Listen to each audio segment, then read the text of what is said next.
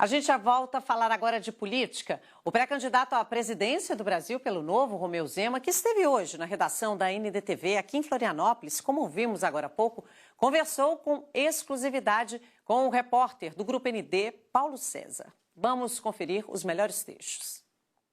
Pré-candidato, quero agradecer a sua presença aqui na sede do Grupo ND mais uma vez, para conversar um pouco sobre esse processo eleitoral e os desafios aí para 2026 também. É um prazer estar aqui com você novamente, PC, minha segunda vez em Santa Catarina em menos de 30 dias. Sempre muito bom estar aqui nesse estado.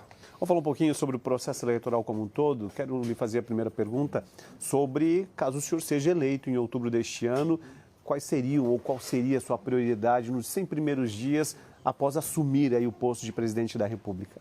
Bom, PC, nós temos três grandes prioridades. Primeiro é um choque moral e ético, um choque contra a gastança do Lula e do PT e um choque na segurança pública.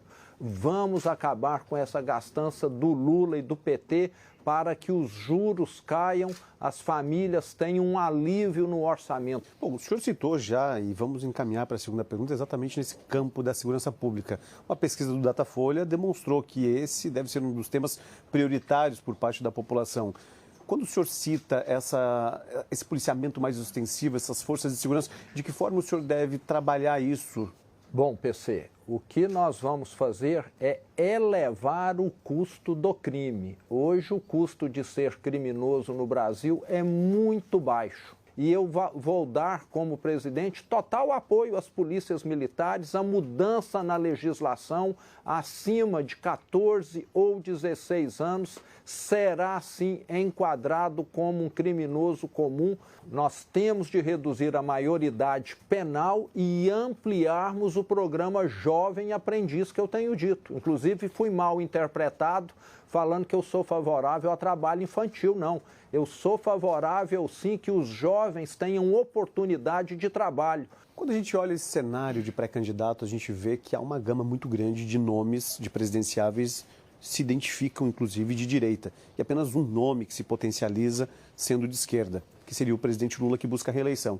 O senhor acredita que nos debates, esse cenário de todos contra um, o que já alguns estudiosos e alguns pesquisadores dizem, pode ser realidade ou, de fato, como o senhor se identificou como um candidato, um pré-candidato diferente, deve ser cada um por si e não todos contra um, no caso, contra Lula?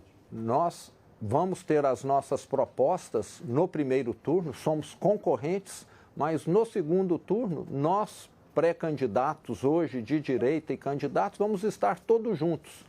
O que nós temos em comum é essa questão de tirar a esquerda de Brasília, que tem atrapalhado muito o Brasil. Não tem como a gente fugir da polêmica, talvez, dos últimos dias, que é o áudio vazado de Flávio Bolsonaro com Daniel Worcado. O senhor se posicionou num primeiro momento e utilizando, inclusive, a palavra imperdoável. Depois o senhor refletiu um pouco sobre sua fala também. O senhor acredita que a sua fala também foi mal vista por parte de um grupo bolsonarista e acabou dividindo também o seu partido em alguns aspectos?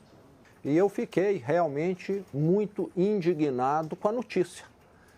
Esse banqueiro ladrão, que inclusive mora em Belo Horizonte, nunca teve contato comigo, que moro em Belo Horizonte. E foi passado para mim e para o Partido Novo que o candidato Flávio Bolsonaro também não havia tido nenhum tipo de relacionamento com esse banqueiro. E, de repente, surge uma notícia a qual nós havíamos sido informados do contrário. Então, fiquei muito indignado, sim. Vamos encaminhar nosso bate-papo para o final, mas a gente não pode deixar de falar de Santa Catarina. O empresariado sofre muito pelas questões de infraestrutura, rodovias, BR-470, 101.